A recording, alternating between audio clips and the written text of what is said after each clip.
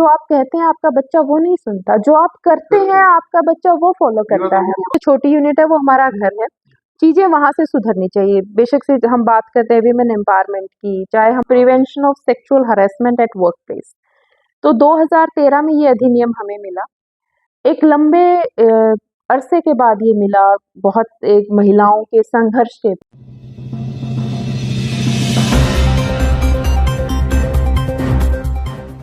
नमस्कार। आज हमारे साथ पंचकुला से सोशल रिफॉर्मर और सोशल वर्कर और मोटिवेशनल स्पीकर प्रियंका पुनिया, स्वागत है आपका। Thank you. प्रियंका जी, समाज सुधार के बारे में थोड़ी सी आप अपनी जानकारी दीजिए, किस तरह के समाज को आप सुधारना चाहती हैं? देखिए, जो समाज सुधारने की हम बात करते हैं तो सबसे पहले तो जो बेसिक यूनिट होता है वो घर होता है। तो एक साथ हम समाज को सुधारने की बात करें तो वो पॉसिबिलिटी नहीं होती फिजिबल, इसलिए जो सबसे छोटी यूनिट है वो हमारा घर है। चीजें वहां से सुधरनी चाहिए। बेशक से हम बात करते हैं वीमेन एम्पावरमेंट की, चाहे हम बात करते हैं एनवायरमेंट की, चाहे हम बात करते हैं राजनीति में जो है वो अच्छे लोगों के आने की, एक सौहार्दपूर्ण भाईचारे की, तो हर चीज की शुरुआत जो है वो आपके घर से होती है। ऐसा कहा जाता है कि परिवार इस समाज की सबसे छोटी और सबसे मजबूत बेस समझ लीजिए कि आप किसी भी समाज का जो परिवार है वो उसका बेस है। परिवार के मुखिया आज की तारीख में तो हम लोग हिंदुस्तान में मानते हैं कि पुरुष ही होते हैं, लेकिन आप क्या समझती हैं कि परिवार का मुखिया महिला को होना ज्यादा अच्छा होता है या दोनों पैरेलल हो तो ज्यादा अच्छा होता है? जिस समाज में हम रहते हैं तो पेट्रियार्की बहुत कॉमन है, ठीक है, तो पुरुष को ही ज्यादा तवज्जो दी जाती है, फैसले लेने के हक दिए जाते हैं। पर मुझे लगता है कि जो एग्जीक्यूशन का पूरा काम रहता है, पूरा जो एग्जीक्यूशन का पूरा दारमदार जो वो औरत के सिर पे रहता है। शी इज द वन, जिसको कहते हैं ना कि धुरी है घर की, तो एग्जीक्यूशन, हाँ, सेंटर पॉइंट है। तो एग्जीक्यूशन सारा उनके भरोसे होने के बावजूद भी जो महत्वपूर्ण फैसले होते हैं तो वो कहीं ना कहीं जो है वो सक्षम नहीं है, आज भी सक्षम नहीं है। चाहे वो फाइनेंशियल डिसीजंस हैं, चाहे वो कोई भी सेल परचेज, कोई घर की जो संपत्ति खरीदना, संपत्ति उनके नाम होना, तो इन चीजों से उसको फिर भी वंचित रखा जाता है। तो आपको क्या लगता है कि अगर उनके नाम प्रॉपर्टी हो जाती है या एक अर्निंग एंड हो जाता है उनका, तो उनकी पावर तो ज्यादा बढ़ जाती है परिवार में? देखिए, जो आने वाला समय है उसमें तो मैं चाहूंगी कि हर बेटी हमारी जो है उसके लिए फाइनेंशियल इंडिपेंडेंट होना बहुत आवश्यक है। वो एक ऑप्शन नहीं, वो उसकी आवश्यकता है, क्योंकि वो जो सेल्फ स्टीम और जो एक वैल्यू होती है ना, वैल्यू ऑफ बीइंग सेल्फ, वो कैसे आ पाएगी? वो तभी आ पाएगी जब वो फाइनेंशियल इंडिपेंडेंट होगी। ये आप अभी चर्चा कर रहे थे थोड़ी ऑफ द कैमरा, आप आईसीसी के बारे में जिक्र कर रहे थे कि आप मेंबर हैं 3-4 जगह 5 जगह आईसीसी के, इसके बारे में थोड़ा बताइए, क्योंकि समाज को पता ही नहीं है। और आपने ये भी जिक्र किया था कि पुरुषों को ज्यादा पता होना चाहिए महिलाओं की अपेक्षा, इस हाँ, थोड़ा सा प्रकाश डालिए। आईसीसी जो होती है वो इंटरनल कंप्लेंट कमेटी है। इसके से पहले मैं जिक्र करूंगी पोश का, that is prevention of sexual harassment at work place. तो 2013 में ये अधिनियम हमें मिला। एक लंबे अरसे के बाद ये मिला, बहुत एक महिलाओं के संघर्ष के बाद। तो भंवरी देवी का एक केस है 1992 का राजस्थान में, जो कि WCD की एक वर्कर थी। She was being gang rape, क्योंकि उसने वो बाल विवाह रुकवाने की कोशिश की थी। फिर 1997 में जो है विशाखा गाइडलाइंस आई थी कि वर्क प्लेस पे ये सारी गाइडलाइंस जो आपको फॉलो करनी पड़ेंगी। बट अगेन 2013 में हमें ये एक्ट मिला, अधिनियम मिला। पर उस इतने सालों बाद भी मुझे लगता है कि इतनी जागरूकता नहीं है महिलाओं को। जो कार्यस्थल पर महिलाएं हैं आज भी उनको अपने अच्छे से अधिकार नहीं पता है। दूसरी बात, आपने कहा कि जो पोस्ट ट्रेनिंग है, जो पोस्ट की जागरूकता है, वो सिर्फ महिलाओं के लिए जरूरी नहीं है, वो पुरुषों के लिए उससे ज्यादा जरूरी है। क्योंकि जब आपको चीजें पता होंगी कि आपकी ये जो मर्यादाएं हैं, आपकी ये जो लिमिटेशंस हैं, हाँ, तो आप ये काम, इस तरह का जो व्यवहार है पर्टिकुलर, वो नहीं कर सकते। और अगर आप करते हैं तो फिर आप इस एक्ट के तहत जो है आप उसमें आपको सजा हो सकती है, उसमें आपके खिलाफ कार्रवाई हो सकती है। तो मुझे लगता है हर पुरुष को ये पता होना चाहिए कि आप क्या नहीं कर सकते। हाँ, और वैसे अगर उसको पता होगा कि वो क्या नहीं कर सकता फिर भी वो करता है तो ज्यादा सजा। हाँ बिल्कुल, उसमें तो फिर है, प्रयोजन है उसमें सजा का। अच्छा, ये तो आपने चर्चा की कि पुरुषों को पता होना चाहिए, और अगर कोई महिला किसी पुरुष के साथ देखिए दुर्व्यवहार या इस तरह के कोई हमारे मामला आपके सामने आया है? इंडिया में जी। जब ये पोश एक्ट आया है तो उसमें एक लाइन स्पेसिफाइड है जिसमें हम कहते हैं एग्रीड वुमन। जी। अगर हम दूसरे देशों में थ्रू आउट द वर्ल्ड बात करें तो बहुत सारे ऐसे देश हैं जहाँ पे ये जेंडर बायस नहीं है, पोश जो है, क्योंकि पोश is through out the world, तो वहां पर ये जेंडर बायस नहीं है, वहां पे जेंडर न्यूट्रल है कि वो पुरुष के खिलाफ भी हो सकता है, महिला के भी। इसमें है ज़्यादा। हाँ बिल्कुल।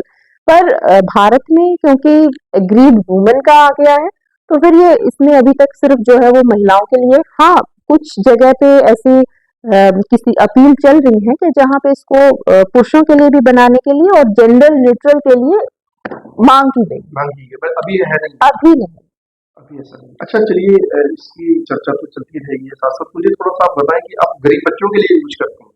जी हाँ, आसमा फाउंडेशन के साथ मिलकर और गरीब बच्चों के 600 से अधिक हमारे पास गरीब बच्चे हैं, नाडा साहिब के सामने नाडा विलेज पड़ता है, तो वहाँ पे हमने फ्री लाइब्रेरी ओपन की हुई है बच्चों के पास, जहाँ पे हम इवनिंग में उनके पोषण का भी ध्यान रखते हैं और टीचर्स के थ्रू उनकी जो क्योंकि घरों में माएँ अनपढ़ हैं तो वो उनको होमवर्क नहीं करा पाते, तो हमने वहाँ पे एक पैरेलल शाम को स्कूल चला रखा है जहाँ पे वो अपना होमवर्क कंप्लीट करते हैं। इसके साथ-साथ हम उनकी स्किल डेवलपमेंट पे भी काम करते हैं और उसमें एक जो आसमा फाउंडेशन का नीश है वो है कि एनवायरनमेंट पे कैसे काम करें। आप पंचकुला डिस्ट्रिक्ट की अगर हम बात करें तो हम कम से कम 200 के अराउंड स्कूलों में हमने स्पेशल जो असेंबलीज प्राइवेट और सरकारी स्कूलों में जाके एनवायरनमेंट की अवेयरनेस को लेके हमने स्पेशल असेंबलीज ऑर्गेनाइज की, जहाँ पे हमने क्लाइमेट वॉरियर्स बनाया बच्चों को, ताकि वो खुद भी पर्यावरण का ध्यान रखें और लोगों को भी मोटिवेट करें कि आपने आगे पर्यावरण को कैसे बचाना है, क्योंकि आज पर्यावरण जो है वो हम बैठ के यहाँ डिस्कस करें वो मुद्दा नहीं है, सिर्फ क्लाइमेट इमरजेंसी है। अगर आज हमने नहीं ध्यान दिया कि हम अपने बच्चों को क्या देके जाएंगे, किस टेम्परेचर पे वो आने वाले टाइम में सरवाइव करेंगे, क्या हवा और पानी उनके लिए बचेगा, तो ये बहुत विचार करने योग्य टॉपिक नहीं है, ये एक्ट करने का समय है। तो जब आप पोल्यूशन की बात करते हैं तो किस तरह के pollution? Industrial pollution, noise pollution, बहुत तरह का होता है ना जी। और प्लास्टिक एक सबसे बड़ी समस्या है आज की तारीख में। प्लास्टिक तो सबसे बड़ी समस्या है।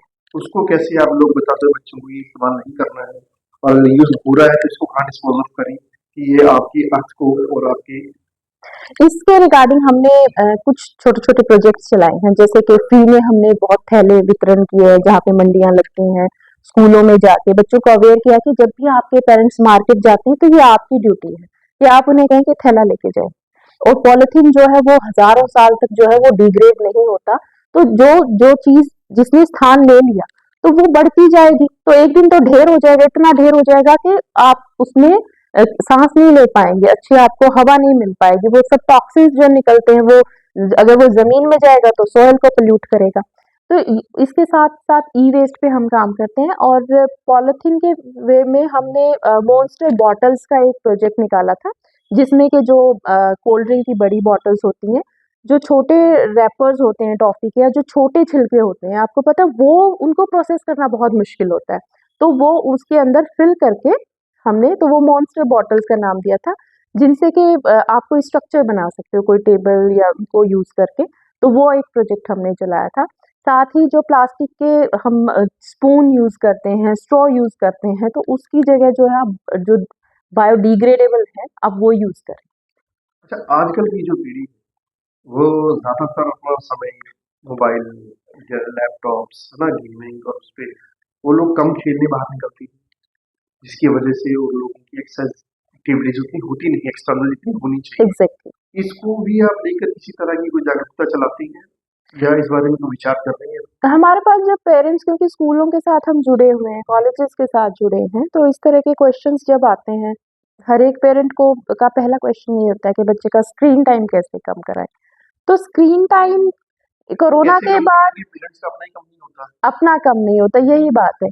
क्योंकि बच्चे को आप कहते हैं, जो आप कहते हैं आपका बच्चा वो नहीं सुनता, जो आप करते हैं बिल्कुल, आपका बच्चा वो फॉलो ये बात करता है। आपने थोड़ा उसके का किड्स ना। बिल्कुल, बिल्कुल। बट कुछ जगह ऐसे भी कि पेरेंट्स नहीं यूज़ करते तो भी बच्चे को आदी हो जाता है। बट आपने कभी सोचा है कि जितने भी ये ऐप्स हैं, चाहे वो मोबाइल गेमिंग है, चाहे आपके सोशल मीडिया ऐप्स हैं, इनको जो बनाया गया है, वो ऐसी ह्यूमन साइकोलॉजी के अकॉर्डिंग बनाया गया कि आपको उसकी लत पड़ना वाजिब है।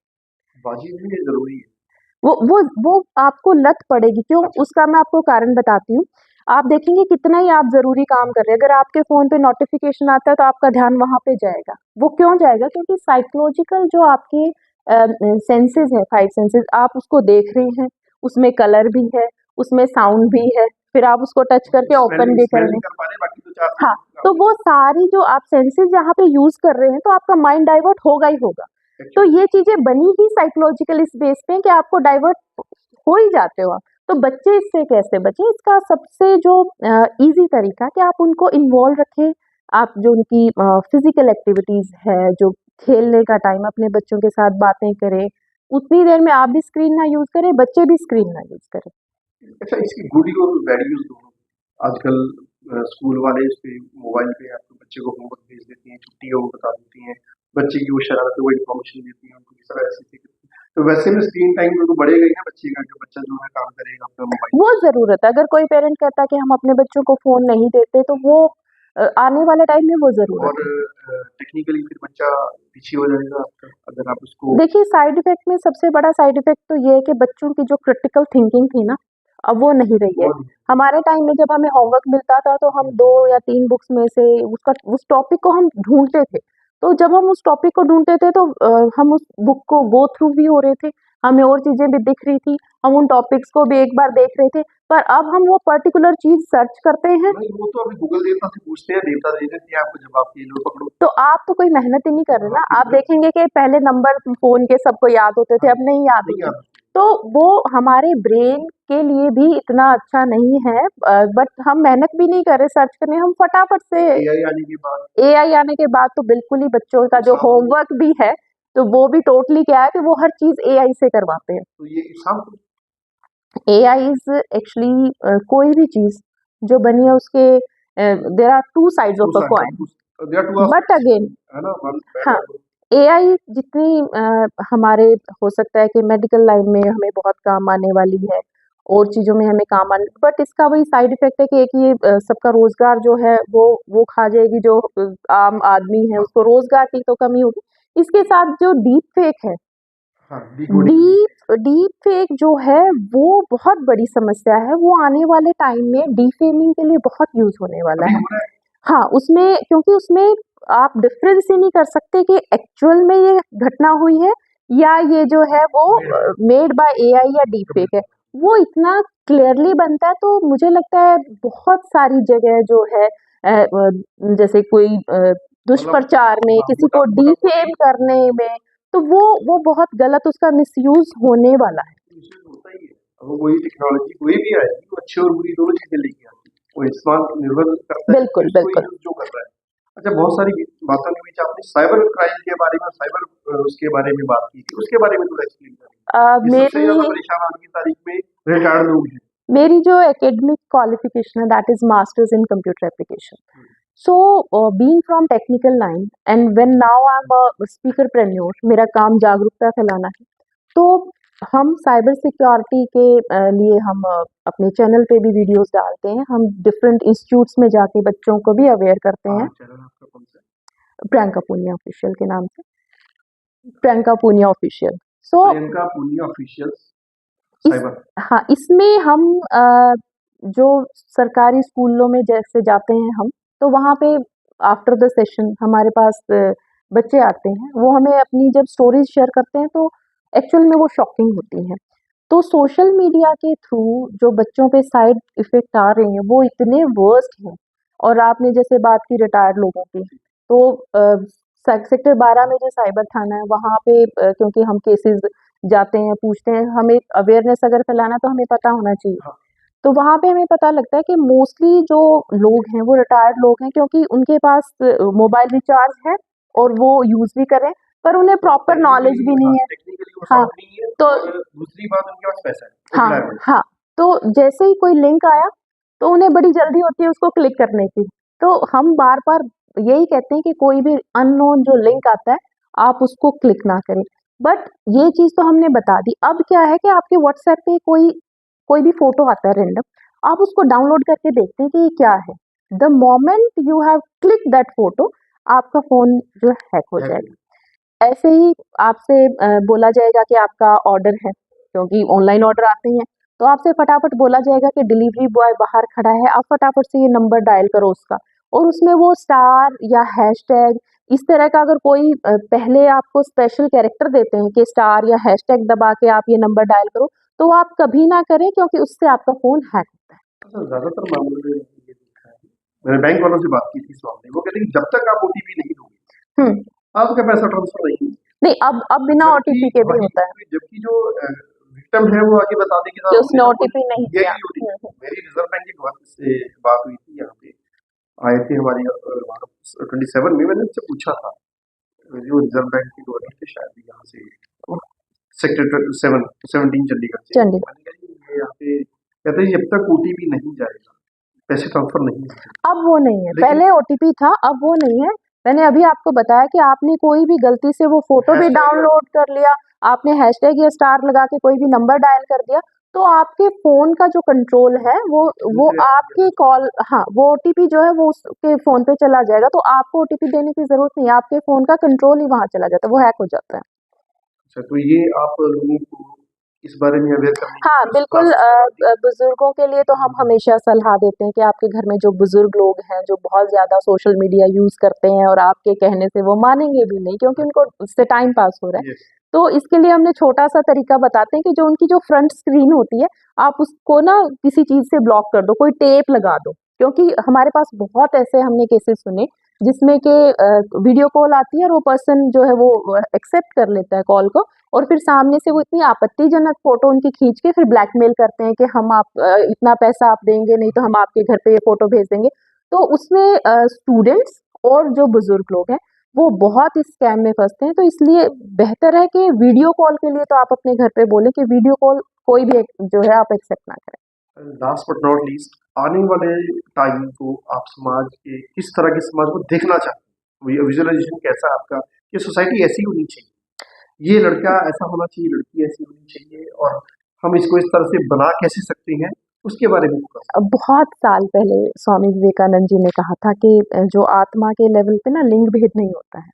तो मुझे लगता है कि इतने साल पहले उनका ये विजन था कि आपने जो कहा कि लड़का ऐसा होना चाहिए, लड़की ऐसा होना चाहिए, ये तो मुझे हम आपकी किसी ने नहीं लगता कहा। है कि आप जो है एक इंसान के तौर पे सबको देखें, जेंडर बाइसिंग नहीं होनी चाहिए, जेंडर बाइसिंग नहीं होनी चाहिए। हमें इस तरह से देखना ही नहीं चाहिए कि ये लड़का है या लड़की है, उसको किसी भी उस अपॉर्चुनिटी से जस्ट बिकॉज ऑफ जेंडर उसको जो है हम उस अपॉर्चुनिटी से दूर ना करें। हाँ, तो मैं ऐसे समाज की कल्पना करती हूँ जिसमें कि एक दिन ऐसा ज़रूर आए कि जहाँ पे ये जेंडर बाइसिंग खत्म हो। तो वो बहुत ज़रूरी है, और लोग अपना शारीरिक, मानसिक और इमोशनल हेल्थ का बहुत ध्यान रखें। इमोशनल